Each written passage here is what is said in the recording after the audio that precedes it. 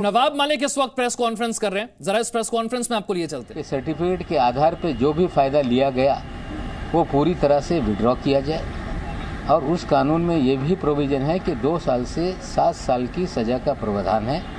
हमें लगता है ये स्क्रूटनी कमेटी के सामने, जो वैलिडिटी कमेटी है उसके सामने मामला जल्द जाएगा और हमें आशा है कि सच्चाई देश के सामने आएगी।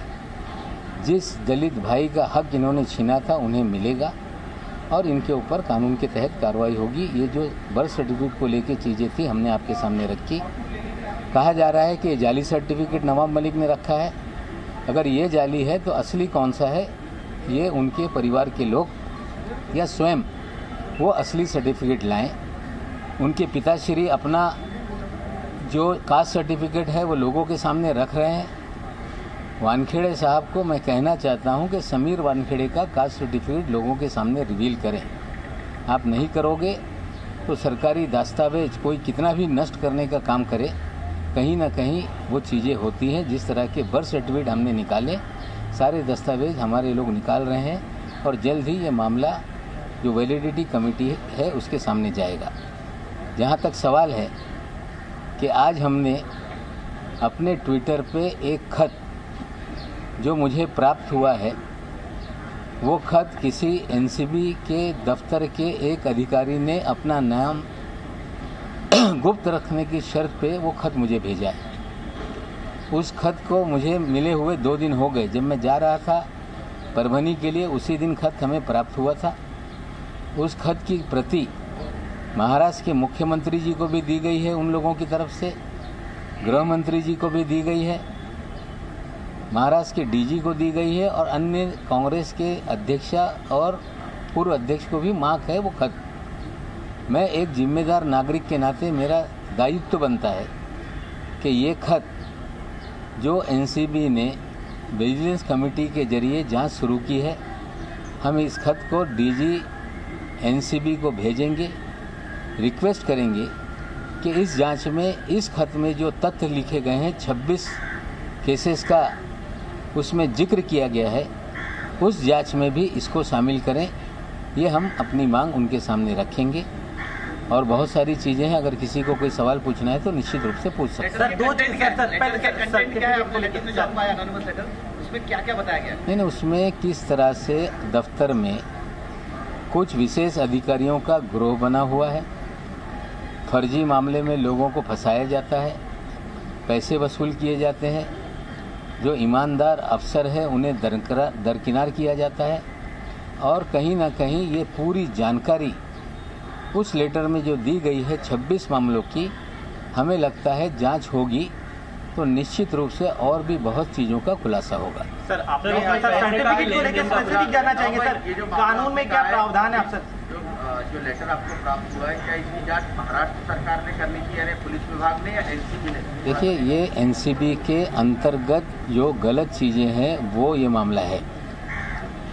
विजिलेंस की जांच शुरू हो गई। जिस तरह से पिछले कई दिनों से आरोप लगते रहे, हम स्वागत करते हैं कि कम से कम एनसीबी ने अपनी साख को कायम रखने के लिए एक जांच बिठाने का काम किया है और निश्चित रूप से जब जांच चल रही है तो जो दस्तावेज सामने आए हैं, हम विनती कर रहे हैं कि इस चीज़ों की भी जांच हो।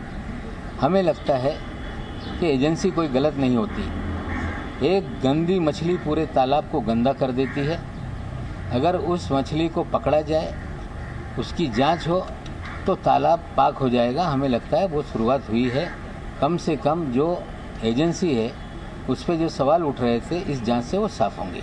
पत्र का कंटेंट अगर उसके बारे में आप थोड़ा सा बताएं, क्योंकि काफ़ी कुछ पत्रों को पढ़ने के बाद ये चीज़ें 26 मामले हैं, अलग अलग केसेस हैं जिसमें किस तरह से एक निगरो को फंसाया गया है, किस तरह से किसको फंसाया गया है, फिल्म वाले मामले को भी चीज़ें उसमें रखी गई है।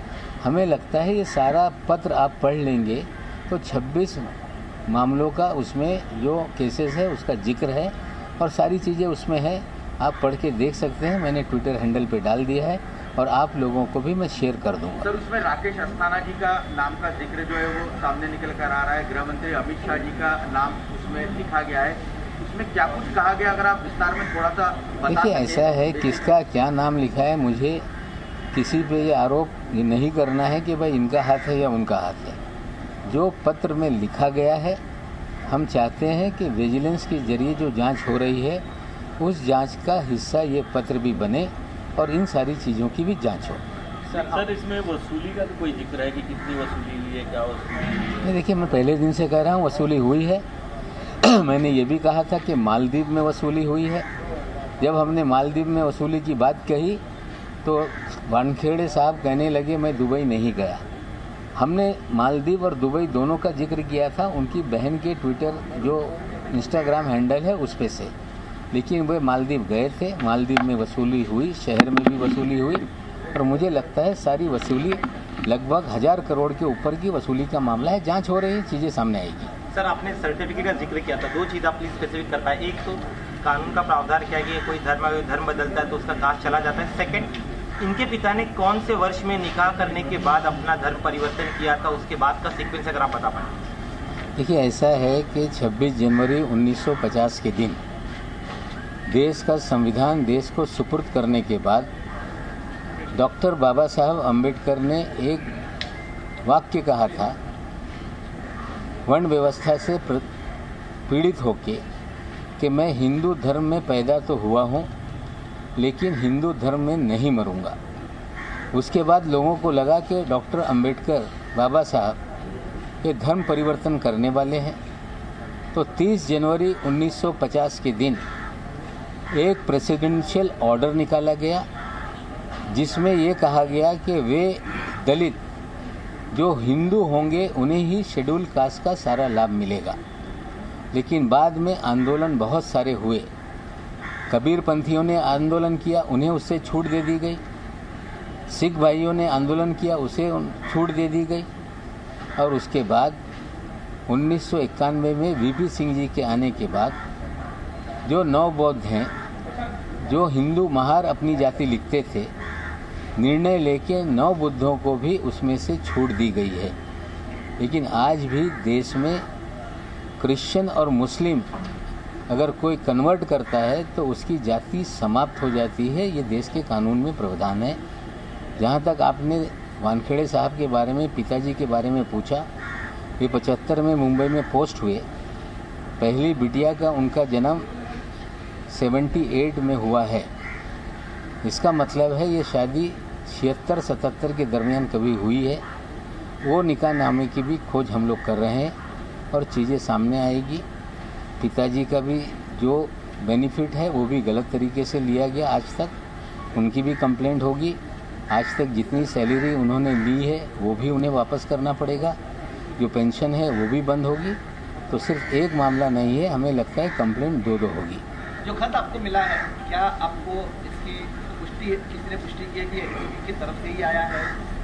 देखिए, ऐसा है कि जो चीज़ें लिखी गई उसमें कुछ घटनाक्रम ऐसी है कि शहर के बहुत सारे लोग 6 तारीख के बाद मुझे आकर मिल रहे हैं। जो अलग अलग चीज़ लोग आके बता रहे हैं, जिन लोगों का इस्तेमाल किया गया है। मैं आपको बता दूं कि जिस तरह से प्रभाकर साली ने कहा कि मुझसे 8 से 10 कागजों पे ब्लैंक सिग्नेचर किए गए। एक और गवाह इसी तरह का मेरे पास आया था, वो डरा हुआ था। उसने कहा कि 50 कागजों पे मुझसे ब्लैंक सिग्नेचर लिए गए। वो एक जिक्र कर रहा था जो नाइजीरियन को फंसाया गया, उसी की खबर पे नाइजीरियन वाला मामला बना था। उसने जो जानकारी दी वो इस खत में है और कुछ लोगों ने जो जानकारी दी वो इस खत में है। इसलिए मुझे लग रहा है कि ये कहीं ना कहीं कोई अंदर का अधिकारी है जिसने ये जानकारी हमें मुहैया कराई। लेकिन इस खत को लेकर कई सारे सवाल भी उठ सकते हैं, क्योंकि आपने कहा इसके ऊपर किसी का नाम नहीं है, तो कैसे विश्वास किया जाए कि ये खत जो है वो सही है? इसकी जांच क्या, मतलब इसकी जांच कैसे? ये देखिए, ऐसा है, जब विजिलेंस ने जांच शुरू कर दी है, अगर कोई अधिकारी उसी संगठन का है तो कभी खुल के अपना नाम नहीं लिखेगा। हम ये नहीं कह रहे कि आप दंडित कर दो, लेकिन हम ये चाह रहे हैं कि जब सारी खबरें जो अंदर का अधिकारी दे रहा है या जो अलग अलग लोग ये सारी चीज़ें मुझे आकर बता रहे हैं, तो मुझे लग रहा है इसमें तथ्य है। विजिलेंस की जांच चल रही है। इस खत में जो उल्लेख है उसकी भी जांच हो जाए तो हमें लगता है जो शक की सुई है आने वाले दिनों में गहराएगी। इससे अच्छा है की इसकी जांच हो, हम मांग करते हैं। सर, एका बाजूला समीर वानखेडेचे वडील असं म्हणतात की आम्ही कोणत्याही पद्धतीने धर्म परिवर्तन केलेलं नाहीये। तुम्ही जे काल कास्ट सर्टिफिकेट जे ट्विटरवरती सादर केलं होतं, याच्या व्यतिरिक्त तुमच्याकडे असे काही पुरावे आहेत का की ज्याच्यामध्ये त्यांचं नाव दाऊद असं आहे? बघा, असं आहे, मी धर्माच्या बाबतीत कुणाचा धर्म काढत नाही। माझा लढा हा एका मागासवर्गीयाचा अधिकार हुसकून बोगस कागदाच्या आधारावर त्याचा अधिकार त्यांनी स्वतःसाठी घेतलेला हा लढा माझा आहे। मी कोणाच्या बहिणीचा, पत्नी, वडिलांच्या बाबतीत द्वेष ठेवून मी काही बोलत नाही। पण या सगळ्या ज्या फर्जीवाडा आहे याच्यात सगळ्यांच्या कागद, त्यांचे सगळे विषय आणल्याशिवाय हे सिद्ध होणार नाही। ते सांगताय मी कधी धर्म परिवर्तन केलं नाही। मग जे मी बर्थ सर्टिफिकेट सादर केलेलं आहे ते बर्थ सर्टिफिकेट खोटं आहे लोक सांगताय।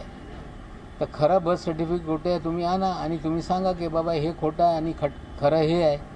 माझा एकच म्हणणं आहे, आणखीन तुम्ही कागद मला विचारताय, बरीचशी कागद आहे।